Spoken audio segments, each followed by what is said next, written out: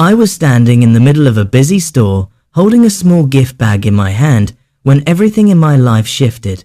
The bag had a soft white teddy bear inside, something my granddaughter, Ivy, loved. I had also picked up a puzzle for her and a warm scarf for my daughter-in-law, Nora. Thanksgiving dinner at my son Caleb's house was only a few hours away, and I wanted the night to be perfect. I felt good, peaceful, like a father who had done his part. I kept telling myself that family dinners were the last things tying us all together, especially after all the quiet distance that had slowly grown between us. I pushed away the tired feeling in my chest and smiled as I stepped outside toward my car. That was when my phone buzzed. I almost didn't check it. I thought it was a reminder from the store or a weather alert, but when I saw the name on the screen, I froze. Leonard. My partner. A man who never sent messages unless it was important. The text said, "Don't go to dinner tonight. There's something you need to know about your son." At first, I thought it was a mistake, a wrong message, a joke, something harmless. But I read it again. My hands grew cold. My breath caught in my throat. I looked around the parking lot as if someone else might help me understand why this message felt like a heavy stone landing on my chest. I typed back, "What are you talking about?" His reply came fast. "Meet me now. I can't explain in text." I didn't even think. I threw the gifts into the back seat and drove out of the parking lot. My heart beat harder with every street I passed. I kept asking myself the same questions. What could be wrong with Caleb? Why now? What did Leonard see? I tried to push memories aside, but they kept coming back, small things I had ignored. The way Nora smiled too quickly when someone asked if she was fine. The way Ivy hid behind her when Caleb raised his voice at the dog the last time I visited. The tension that stuck to the air inside my son's home, a tension I told myself was just stress. Still, I kept driving. Leonard had asked me to meet him behind an old cafe we both liked, a quiet place with a small gravel lot. When I arrived, he was already there, standing next to his car with his hands inside his jacket pockets. His face looked tighter than usual, serious, focused. "Frank," he said softly, "I'm glad you came fast." "What's going on?" I asked. "You scared me." He took a slow breath and pulled out his phone. "I didn't want to text it. I didn't want anything written down, but you need to see this. It's about Caleb, about what he's been doing, and why Nora has been acting the way she has." He tapped on his screen, then turned it toward me. What I saw made my body feel heavy, as if all the air had drained out of the world. I felt my fingers curl into my palms. My mouth went dry. A cold wave moved through me from the top of my head to the soles of my feet. I looked at Leonard. He didn't blink. He didn't look away. He said quietly, "This is why you can't go to that dinner tonight." I stood there, holding the truth in front of me. My son, my own son, had been hiding something I never saw coming, something that made every small worry suddenly make sense. And in that moment, I understood one thing with painful clarity. Thanksgiving night was never going to be the same again. Before we continue, please comment where you are watching from and don't forget to subscribe for more interesting stories. Driving home after meeting Leonard felt like moving through thick fog. My hands rested on the steering wheel, but my mind kept drifting backward, pulling up memories, one by one, like old pictures I had never looked at properly. Only now did they seem clear. The first one was from a visit I made 2 months earlier. I had gone to Caleb's house on a Sunday afternoon, hoping to spend time with Ivy. When Nora opened the door, she smiled at me, but her smile didn't reach her eyes. There were dark circles underneath them, as if she hadn't slept in days. She kept pulling her sweater sleeves down, hiding her hands. I had noticed it. I had seen everything. But I said nothing. I told myself she was just tired from work, or maybe she was catching a cold. I didn't want to think about anything deeper. I didn't want to believe anything was wrong inside my son's home. Then another memory hit me. I remembered sitting in the living room while Ivy drew pictures on the floor. She usually talked non-stop, telling me stories about school or the games she played. But that day, she was quiet. Too quiet. When Caleb walked into the room, she stopped drawing and put her head down. I looked at Caleb and asked, "Everything okay?" He gave me a short laugh. "Kids get shy sometimes, Dad." I nodded and let it go. I didn't want to push. I didn't want to start trouble. I never imagined that Ivy might have been scared. Another memory came just as strong. A week before that visit, Leonard had gone to Caleb's house to drop off a tool he borrowed. When he came home, he told me, "Frank, something feels wrong in that place." I brushed him off at the time. "Maybe you're overthinking," I said. "No," he answered. The house felt tense. He told me that Nora jumped when he knocked, that Ivy didn't speak a word, and that Caleb kept checking the window as if he was waiting for something or someone. Even with all that, I still didn't see the truth. I kept telling myself Caleb was just stressed, trying to provide for his family. I believed he was doing his best, and I didn't want to imagine anything dangerous or cruel. A father never wants to think badly about his own son. But Leonard didn't stop paying attention. He watched Caleb more closely than I did. He noticed when Caleb came home late for 3 nights in a row. He noticed the bags Caleb carried into the garage and the strangers who parked near the house at odd hours.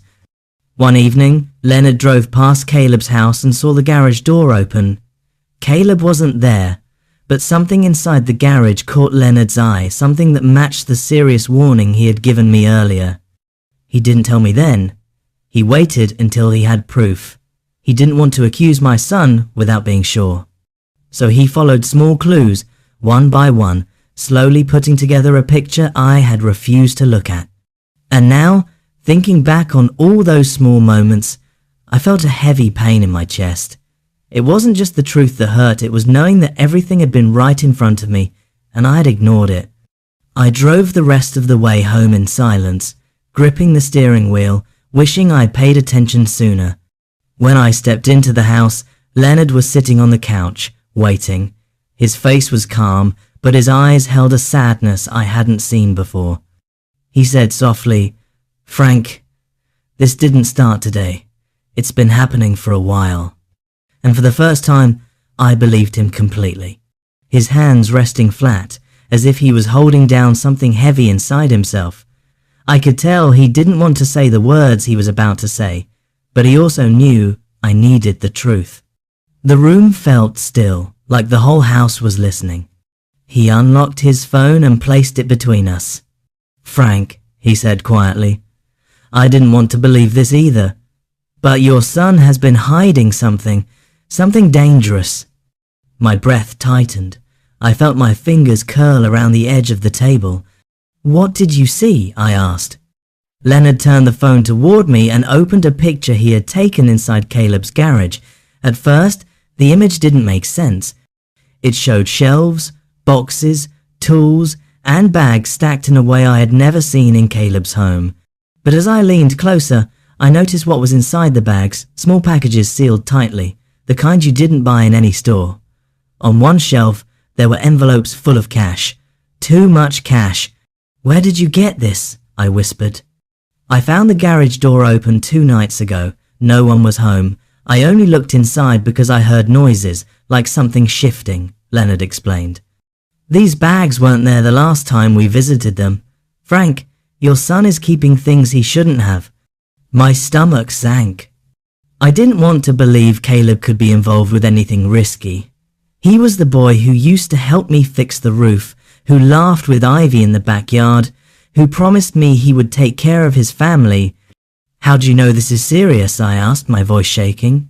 "Because I did more checking," Leonard replied. "I looked at the people who have been visiting his street late at night. They aren't friends. They aren't co-workers.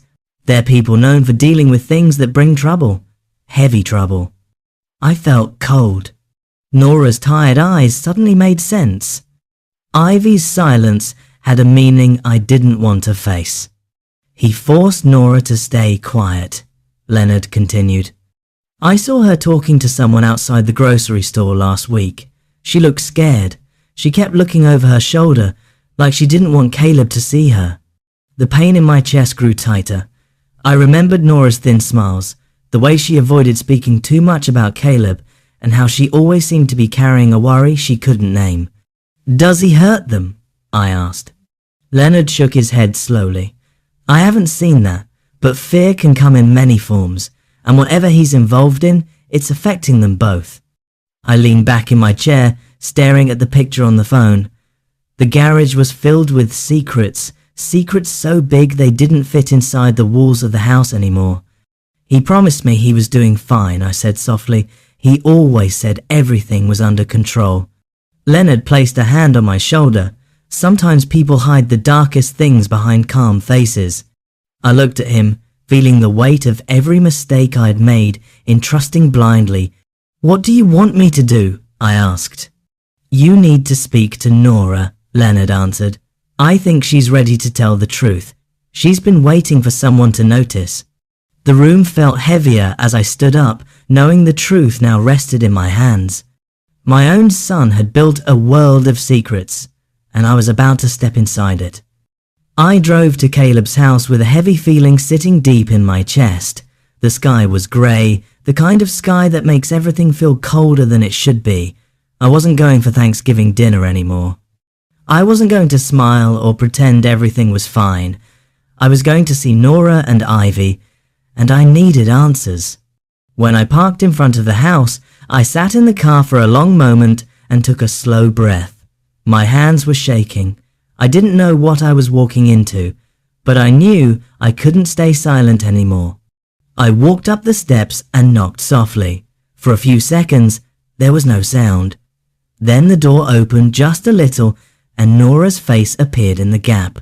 Her eyes were red, as if she'd been crying for hours. Her hair was tied back loosely, and her hands shook as she opened the door wider. "Frank?" she whispered, surprised. "I came to talk," I said gently.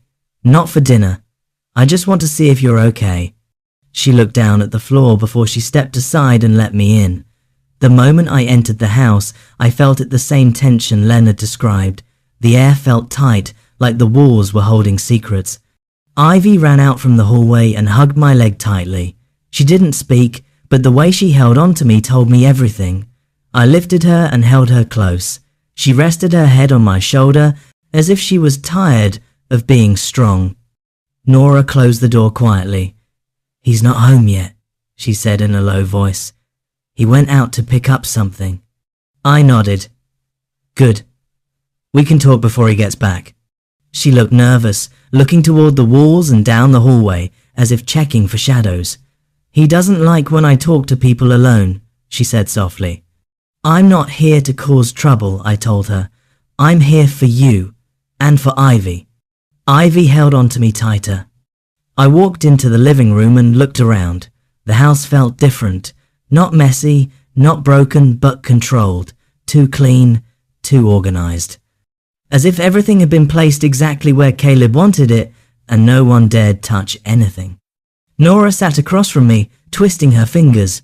"I don't know where to begin," she whispered. "Start anywhere," I said. She swallowed hard. "Caleb. He's not the same person you remember." "I know," I answered quietly. "He keeps things from me. He hides things in the garage and in the basement. He talks to people outside, and he makes deals I don't understand. When I ask, he tells me not to worry. But I am worried." Her voice cracked. I could see how scared she was to speak. "He says everything he does is for us," she continued, "but I don't feel safe anymore. And Ivy," she looked at her daughter, still clinging to me. "She's scared of loud sounds now. She wakes up at night and asks me to sit with her." I felt a twist in my stomach. "Nora," I said gently, "you don't have to live like this. You can talk to me. Tell me everything." She wiped her eyes. "I want to, but I don't know what will happen when he finds out." I placed a hand on the table. "Right now, I'm here. And he isn't." Suddenly, I heard a car door outside. Nora stiffened. Ivy lifted her head and looked toward the window with wide eyes. Nora whispered, "He's back." She didn't say it with anger. She said it with fear. The front door opened and Caleb stepped inside. His eyes moved from me to Nora, then to Ivy, and his expression tightened. "Dad," he said slowly, "what are you doing here?" I stood straight and met his eyes. It was time to face him and time to finally learn the truth he had been hiding from us all. Caleb stood in the doorway, holding a small plastic bag from a store. His eyes moved from me to Nora, then to Ivy, who was still in my arms. For a moment, he didn't speak. The silence seemed to stretch across the room, thick and uneasy. I stepped forward. "We need to talk." He raised an eyebrow, trying to keep his voice steady. "About what?" Nora lowered her head, and Ivy hid her face against my chest. Caleb noticed. His jaw tightened. "Dad," he said, "why are you here early?" "I came because I needed to see them," I answered. "I needed to see for myself what's been happening." His eyes narrowed. "Happening? What did she tell you?" Nora shook her head quickly. I didn't say anything. I put a hand up. "Stop! We're not playing that game. I know what's in the garage. I know who you've been meeting." Caleb froze. His eyes flicked to Nora, then back to me, and for the first time that day, I saw something crack in his face. Fear, or guilt, or maybe both. "Dad," he said slowly, "you don't understand." "Then explain," I said, "because your wife looks like she hasn't slept in weeks, and your daughter jumps when she hears your footsteps." He opened his mouth, then closed it again. He set the plastic bag on the counter and leaned against a chair as if his legs needed support. "I was trying to fix everything," he said quietly, "but I made it worse." Nora looked up at him with tired eyes. "You promised you would stop." "I tried," he said, sounding younger than I remembered. "But once you start something like this, you can't just walk away." I felt my chest tighten. "What did you get involved in, Caleb?" He rubbed the back of his neck. "Debt. It started small. I thought I could handle it. I took a few jobs for people who said they could help me. Then the jobs changed. The payments grew. The threats got louder." Nora clasped her hands together. "He told me everything would be okay, but things kept getting worse." Caleb turned toward her. "I never wanted to scare you. I just needed time." "Time for what?" I asked. "To hide more bags in the garage? To pretend nothing is wrong?" He lowered his head. "I knew if you found out, you'd hate me." "Hate you?" I said. "No, but I can't ignore what you've become." Ivy tugged gently at my sleeve, looking between us with wide eyes. She didn't understand the words, but she understood the tension. Caleb noticed the fear in her face. He stepped closer, but she pulled back slightly. That small movement broke him more than anything else could. He covered his face with both hands. "I never meant to hurt my family." Nora spoke softly. "Then let us go. Let us be safe." Caleb dropped his hands. His voice was low. "I don't want to lose you." "You already are," she replied. I stepped forward. "Caleb, listen to me. You need help, real help, and they need protection from the mess you created." He nodded slowly, as if the weight of everything had finally settled on his shoulders. "What happens now?" I looked at Nora, then at Ivy, then back at him. "Now we fix this. But not by hiding, not by lying. We go to the authorities, we end this properly." Caleb took a shaky breath. "You'll stay with them?" "Yes," I said firmly. "They're coming with me tonight." Nora let out a soft sob of relief. Ivy wrapped her small arms around my neck. Caleb stepped back, tears building in his eyes, knowing there was no argument left to make. That night, I walked Nora and Ivy out of the house. Leonard met us at the car, ready to help. The cold air felt sharp, but it also felt like the first clean breath after years of holding everything in. As I looked back at the house, Caleb standing alone at the doorway, I felt heartbreak and love mixing together painfully inside my chest. My son had lost himself. But I wasn't going to let him take his family down with him. And so, on a night meant for Thanksgiving, I made the hardest decision of my life. To protect the people who needed me most, even if it meant standing against my own child. Thanks for watching, and don't forget to subscribe for more interesting revenge stories.